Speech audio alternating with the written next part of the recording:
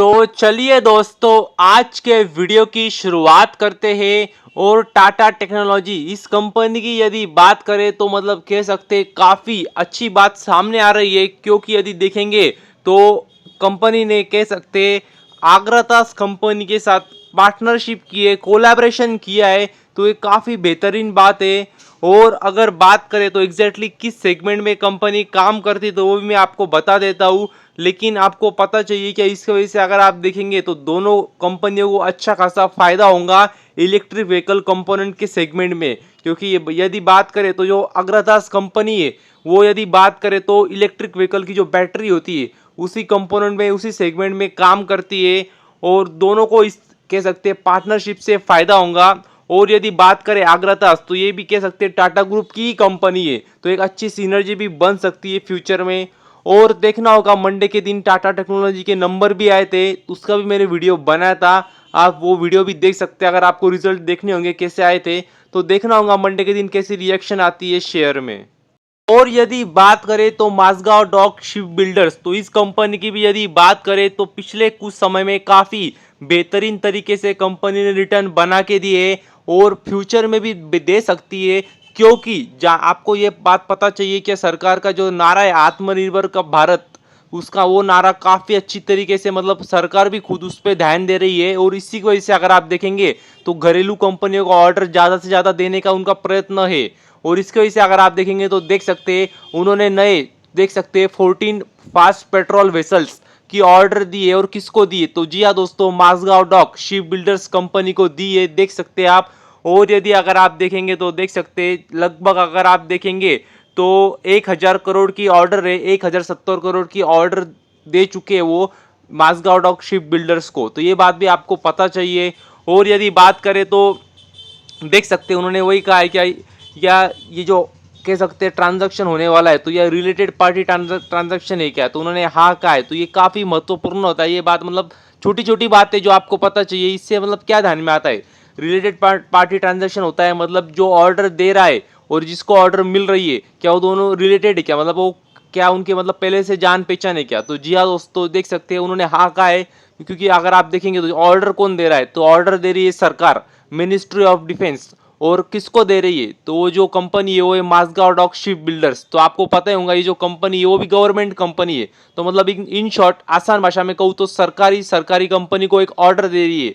तो इसके लिए रिलेटेड पार्टी ट्रांजैक्शन में उनको यस बोलना पड़ता है। मतलब छोटी छोटी बातें होती है जो आपको पता चाहिए।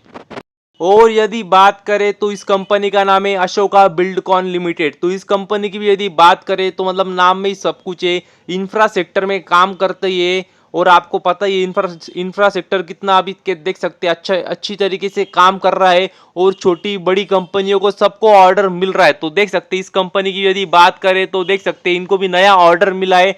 और कहाँ से मिला है, तो नहीं मतलब national highway authority of India, वहाँ से उनको ऑर्डर मिला है। और अगर आप देखेंगे तो मतलब देख सकते हैं एग्जैक्टली कहाँ काम करने वाली कंपनी, तो वो भी देख सकते हैं आप। अगर आप देखेंगे तो औरंगाबाद से बिहार झारखंड बॉर्डर तक वो काम करने वाले, तो कह सकते काफ़ी अच्छी बात है कंपनी के लिए। और अगर आप देखेंगे तो बिड वैल्यू मतलब उन्होंने ऑफ कोर्स गवर्नमेंट काम है तो हम किसी को भी नहीं दिया जा सकता है, उनके लिए बिडिंग करनी पड़ती है। और जो लोएस्ट बिडर आता है उसको मैक्सिमम टाइम्स कॉन्ट्रैक्ट मिलता है। तो देख सकते हैं जो बिड वैल्यू थी वो देख सकते हैं वो 520 करोड़ है। मतलब बिड वैल्यू मतलब इन शॉर्ट आसान भाषा में आप कह सकते हैं ऑर्डर वैल्यू। तो 520 करोड़ की इनको ऑर्डर मिली है, तो कह सकते हैं काफ़ी अच्छी बात है। और इस कंपनी को भी आप रडार पे रख सकते हैं। मतलब मैं वही बताता हूँ, जो भी मैं कंपनी को नाम लेता रहता हूँ वो सारी कंपनियों मतलब जिनको ऑलरेडी पता है वो अच्छी बात है, नहीं पता हो तो आपको वही मतलब एनालिसिस करते रहना चाहिए, रडार पे रखना चाहिए हमेशा। और यदि आगे बात करें तो इन्फोसिस कंपनी के बारे में, तो ये काफ़ी मतलब बड़ी कंपनी है, दिग्गज कंपनी है। और केवल मतलब स्टॉक मार्केट के हिसाब से नहीं बोल रहा हूँ, शेयर मार्केट के हिसाब से नहीं बोल रहा हूँ, मतलब ओवरऑल भी अगर आप देखेंगे तो थर्ड लार्जेस्ट आईटी कंपनी है पूरे विश्व की। तो मतलब सोच सकते हैं कितनी बड़ी और दिग्गज कंपनी है। और यदि अगर आप देखेंगे तो ऐसा मतलब कह सकते हैं इन्फोसिस की रिसर्च टीम ने जो एनालिसिस किए उसके हिसाब से अगर आप देखेंगे तो जो जनरेटिव एआई में जो स्पेंडिंग है, जो एपेक बिजनेसेस है, वहाँ से अगर आप देखेंगे तो स्पेंडिंग ट्रिपल होने वाली है। तो मैं आपको सबसे पहले बता देता हूँ कि अगर आप देखेंगे एपेक मतलब होता है एशिया पैसिफिक।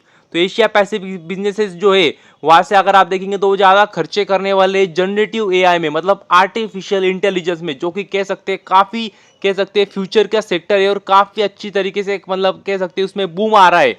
और यदि अगर आप देखेंगे तो इन्फोसिस ने कहा है क्या वो भी उसमें ग्लोबल लीडर की तरह उभर रहे, तो ये कह सकते हैं काफी अच्छी बात है।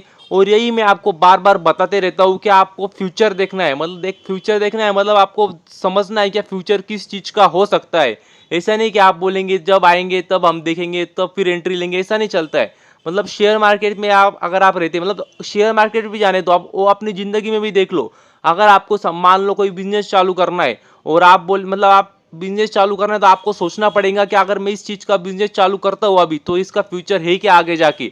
तो मतलब आपको वही है कि आगे क्या हो सकता है, आपको उसके बारे में अभी से सोचना है और अभी से उसके लिए कदम उठाने। तो कह सकते हैं काफी अच्छी बात है, जनरेटिव एआई में इंफोसिस कंपनी भी अच्छी तरीके से काम कर रही है। और ये मैं नहीं कह रहा हूँ, खुद उन्होंने कहा है कि वो कह सकते हैं ग्लोबल लीडर की तरह उभर रहे जनरेटिव एआई में, ऐसा खुद उन्होंने कहा है, देख सकते हैं आप।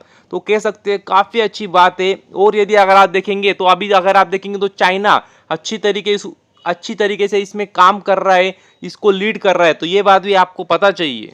और यदि आगे बात करें तो एलआईसी, तो यदि बात करें एलआईसी कंपनी की तो आपको पता चाहिए क्या, एलआईसी कंपनी मतलब इंश्योरेंस कंपनी तो ये काफी लोगों को मतलब सभी लोगों को ये बात पता होंगी, लेकिन काफी कम लोगों को ये बात पता होंगी क्या वो एक इन्वेस्टमेंट कंपनी भी है। और जी हाँ दोस्तों, अगर आप देखेंगे तो एलआईसी अभी 9.99% स्टेक मतलब लगभग 10% का स्टेक एचडीएफसी बैंक में खरीदने वाले। तो जी हाँ दोस्तों, 10% का स्टेक मतलब 9.99% का स्टेक एचडीएफसी बैंक में खरीदने वाले, तो ये बात भी आपको पता चाहिए। क्योंकि मतलब 10% का स्टेक एचडीएफसी बैंक में खरीदना मतलब कोई मामूली बात नहीं है, काफ़ी बड़ी एचडीएफसी बैंक है और उसका 10% स्टेक खरीदना हर कोई नहीं कर सकता। एलआईसी जैसे बड़ी बड़ी कंपनियां ही कर सकती है।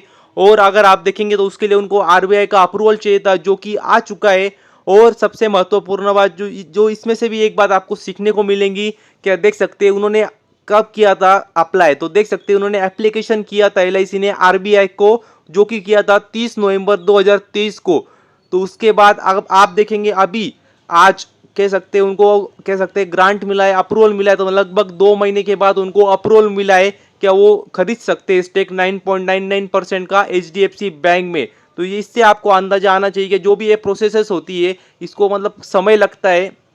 ऐसा नहीं क्या डीमैट अकाउंट खोलना है 2 दिन में, मतलब अप्लाई करेंगे और एक दिन में 2 दिन में आपका अकाउंट हो जाएगा, तो काफ़ी समय लगता है। ये मुझे आपको बात बतानी है, लगभग 2 महीने का समय लग गया सिर्फ अप्रूवल देने के लिए, तो ये बात भी आपको पता चाहिए। तो बस अभी के लिए इतना ही, थैंक यू वेरी मच, और भी ऐसे ही वीडियोस देखते रहिए।